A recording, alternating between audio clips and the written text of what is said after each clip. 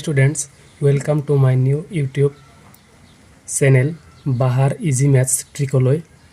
আজি মই এই ভিডিঅ'টিৰ জৰিয়তে তোমালোকলৈ লৈ আহিছো ক্লাছ 10ৰ 8 নম্বৰ চেপ্টাৰ ত্ৰিকোণমিতিৰ পৰিচয়ৰ কিছুমান প্ৰাথমিক ধাৰণা। ইয়াৰ বাবে মই প্ৰথমতে এটা সমকোণী ত্ৰিভুজ ABC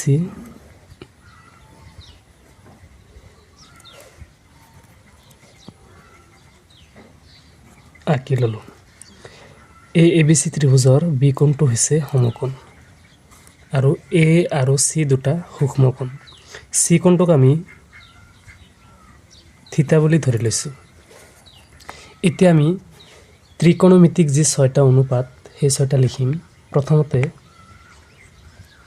সাইন থিতা। সাইন থিতাৰ অনুপাত হৈছে লম্ব বাই কৰ্ণ। ত্ৰিভুজটোত লম্ব সি কোণ সাপেক্ষে লম্ব হৈছে AB আৰু ভূমি কৰ্ণ হৈছে AC। ইয়াক লক বুলি শৰ্টকাটত পঢ়া হয়। দ্বিতীয় অনুপাতটো হৈছে কস থিতা। কস থিতাৰ অনুপাত হৈছে ভূমি বাই কৰ্ণ। ইয়াত ভূমি হৈছে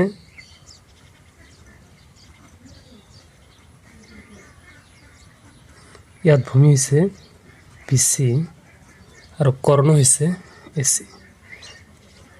কৰ্ণ সদায় সমকোণৰ বিপৰীত বাহুটো হয়। ইয়াক শৰ্টকাটত ভূক বুলি মনত ৰাখিবৰ কাৰণে ভূক বুলি পঢ়া হয়।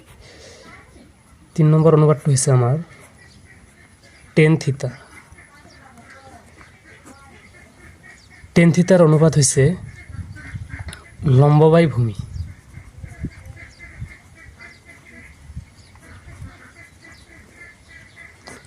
লম্ব হৈছে AB, ভূমি হৈছে BC।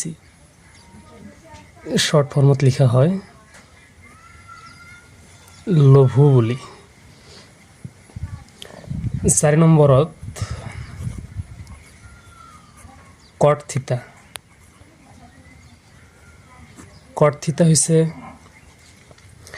টেন থিতাৰ ইনভার্স, উল্টা ভূমি বাই লম্ব।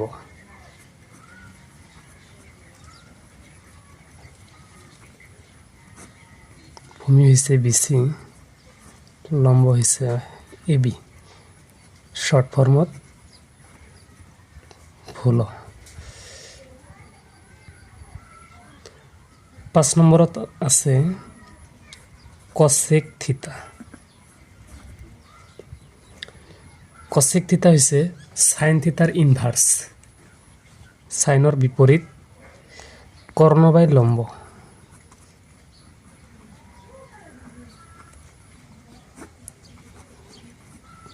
AC বাই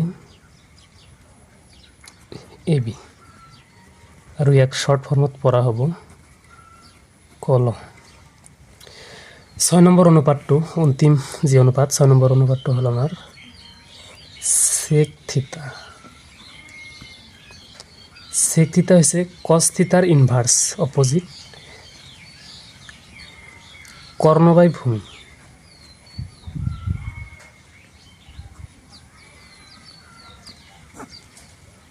AC বাই BC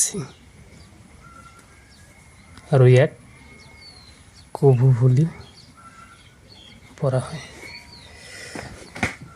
তো ত্ৰিকোণমিতিৰ বিষয়ে জানিবলৈ আমি প্ৰথমতে যি 6টা ত্ৰিকোণমিতিক অনুপাত জানিব লাগিব। আৰু কেইটামান অভেদ আছে। আকৌ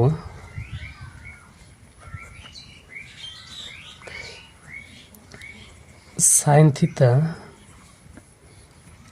ইনভার্স কসেক থিতা।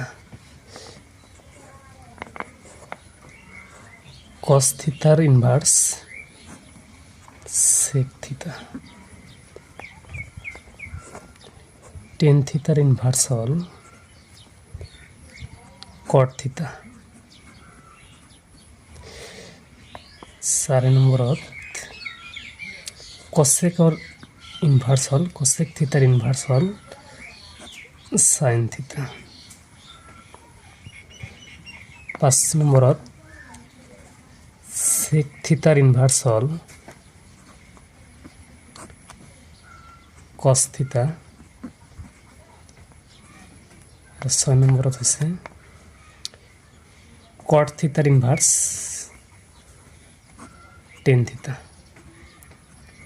তো ছাত্ৰ ছাত্ৰীসকল আজি এইটো ভিডিঅ'তে এইখিনি আছিল। ইয়াৰ পৰৱৰ্তী ভিডিঅ'টো চাবলৈ এইটো চেনেলটো মানে সাবস্ক্ৰাইব কৰি দিব। ধন্যবাদ।